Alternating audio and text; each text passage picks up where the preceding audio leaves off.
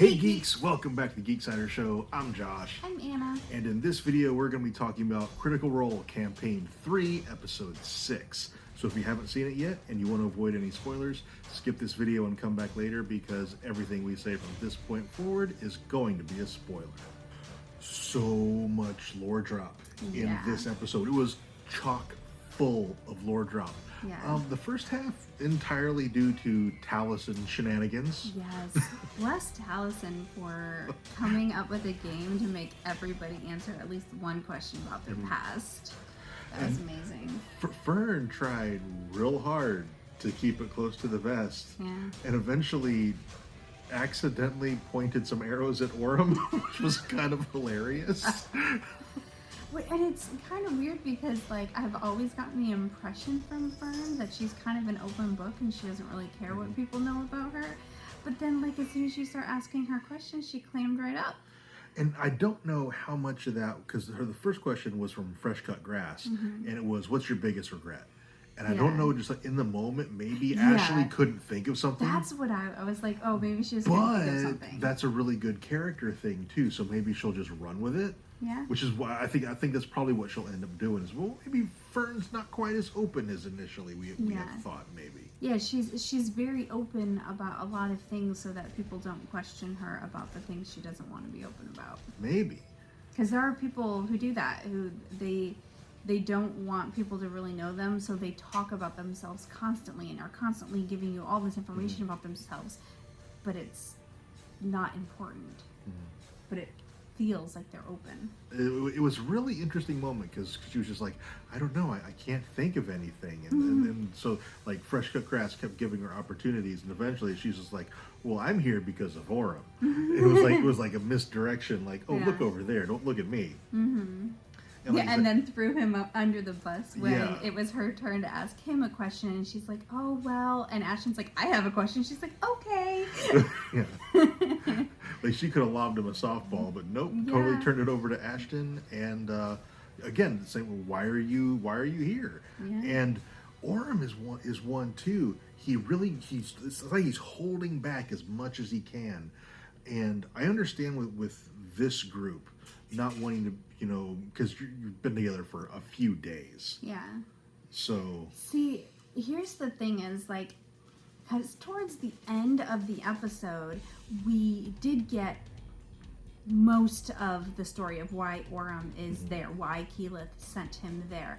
And there's nothing in that story inherently that makes it, to me, feel like he needed to hide any of that stuff. So my theory is that it's not that he was hiding things. If Orym is the character that Liam created back when he wasn't sure what was going to happen with Vax, then he has a husband who died. So maybe his husband died during this attack, and it's just painful to talk about and to be brought up, and that's why he hasn't been talking about it. That's my current theory on that. Yeah, and I totally agree with that. I don't think Orym is hiding anything at all. Also want to talk about Laudna and Dorian. That is my ship for this campaign. Yeah, I've got I don't two major ships. I don't ship a ton of stuff. This is one that I'm 100% on board for. And Laudna, I love the moment where she stepped in between Dorian and that guy who was like giving him the evil eye, and she did her scary face, whatever something presence. Unsettling presence or whatever yeah. it's called. And it's like just like her like protecting Dorian. And then she made him the little doll of Bertrand. I'm like, Marisha's pushing it. She's pushing the ship. Yeah, I get that too. And I even had a moment because for the most part, Imogen and Laudna to me have felt very similar to Caleb and Beth, or Caleb and Not. Like, it was a very familial type I get sister vibes. Yeah, like sister type vibes, or even due to her age, it wouldn't surprise me if Laudna felt like she was a mother to Imogen. Especially since Imogen lost her mother.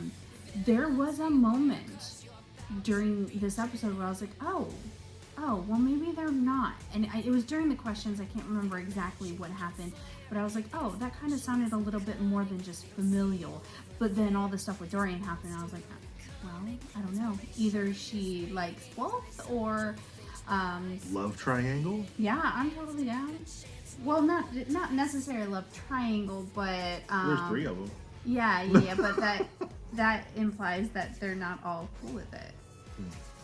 I'm totally down for a little polycule. A thruple? Yeah, a thruple. Oh my, okay. I also want to talk about Ashton here for just a second. Their question that they had to answer was whether they'd ever been in love or not. And I really like how Taliesin went into like a little spiel about labels and how they're imprecise and like, was it love, was it friendship, was it lust? I don't know. How do you tell these things apart? They're all so closely intertwined. And I thought that was really interesting that for him to explore that with his character.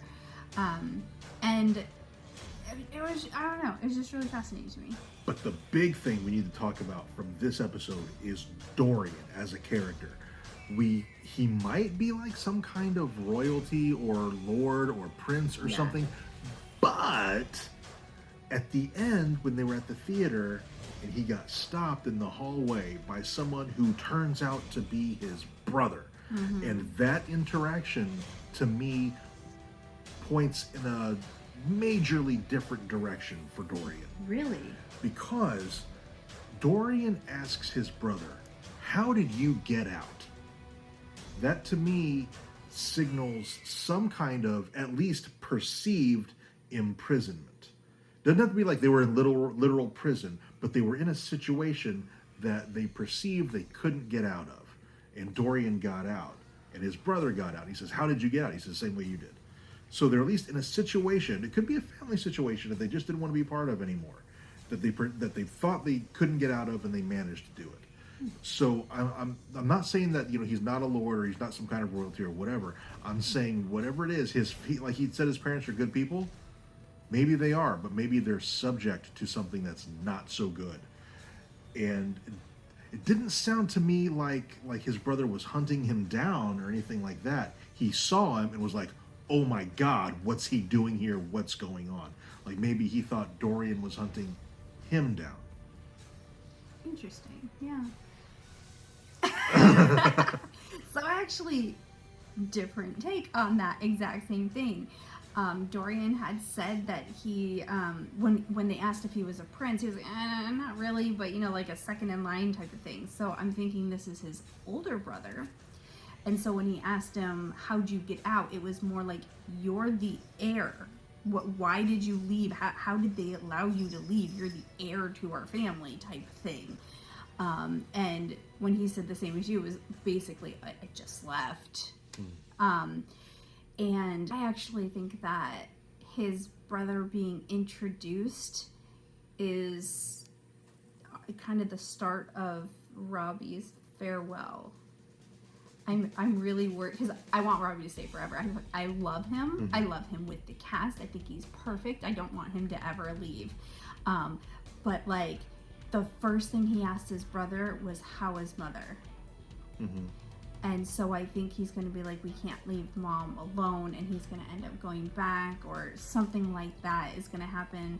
And it, like, to me, because I know, even though I want him to be there forever, I know that he's a temporary character. This signals to me that this is the start of the arc for Dorian to leave the group.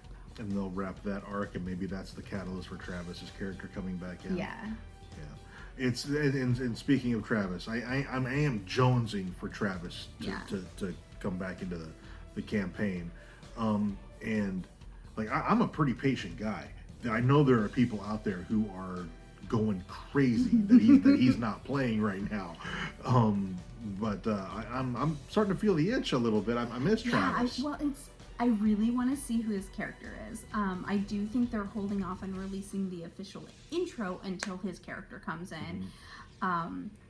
Now that we've gotten more information about the anger, I'm not so sure that's his character. I don't think it is. Yeah, because he sounds too badass for a level 3 or level 4 character, or level 5 even. I don't know, whenever he comes in.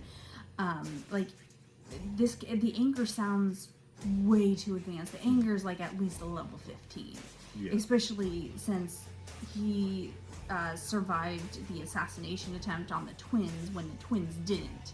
Like, that just... Yeah. And I do want to talk about this attack, too, while we're talking about the anger. This attack, they went after Keyleth. Keyleth is like one step away from being a god. Yeah. Who is it who had the gall to send some people to attack Keyleth? Like, that is one of the worst decisions like a villain could possibly make. Except, like, all the assassins evaporate afterwards, so there's nothing left behind. So, but then if they track like the person down who's orchestrating this whole thing, he is fucked. Yeah, but what a great trial run for your assassins to go after somebody who's so powerful. Like, they're gonna die anyway. They're gonna evaporate anyway. Is kind of the feel I got. So, like, what better way to test them than to go after somebody who's godlike? But that's what has me so interested in Orym's arc, though, is who the hell thought it was a good idea to go after Keyleth? Oh my god! Yeah. And I just remembered we got to talk about Laudna's patron, Delilah Briarwood. Yeah. Which I kind of thought maybe it might be one of the Briarwoods. Yeah, that's been a big theory floating around in the Critical Role community, is that her warlock patron is a Briarwood, or that she is a Briarwood. And it makes sense for it to be Delilah between the two. It is very interesting that, like, I still think that she's one of the people from the tree, but it's really, really interesting that Delilah brought her back. So, like, they killed her, but then she brought her back somehow and then became her patron. And I don't know, like, if the patron thing was something that happened after Delilah died. I don't know. I am kind of excited to have Delilah back, though, because she was a cool villain. She's an awesome villain. And but it's kind of fuzzy how long Laudna was dead. So it could have been several years before Delilah brought her back. Yeah. But I assume we're going to find that out sooner rather than later, because they really are just spilling lore just like crazy right now. Yeah. It's just like they're getting all of that out of the way to get into like the main story or something. Yeah, and now Laudna's multi-class makes a whole lot of sense, because she's a warlock, but Delilah's been threatening to take her powers away, so she's multi-classing into sorcerer. To kind of offshoot that just in case it happens. And I got the sense that Laudna displayed some arcane abilities before like Delilah. She was probably a sorcerer already, just untrained. So now she's just kind of going back to that and trying to strengthen it in case Delilah takes her other powers away. Oh, this was such a good episode. No combat in this episode. It was all role play, basically. It was amazing. And it was so great. Last thing I want to mention, because it just popped into my head. Matt, when he told them how to spell Shadana's name, he told them the phonetic spelling. And it's incorrect. Not the actual spelling. And I just want to point out that, yes, even Matt Mercer does make small mistakes. Yeah, I saw that tweet earlier where he was like, yep, that was my bad. I just confused myself and spelled it phonetically. And it reminds me of the last episode, maybe episode before, when he couldn't remember what like the safe passphrase was. And he was like, I don't want to just make something up, so let me find it real fast in my notes. So any DM who like watches Critical Role and the whole Mercer effect thing, yes, Matt is a human being who does make mistakes. All right, I think that is going to do it for this video. So we would love to know what your thoughts are on episode 6. Let us know down in the comments. Also, if you enjoyed this video, please let us know by dropping a like on it and subscribe to our channel if you haven't already. And thank you so much for watching. We'll see you next time.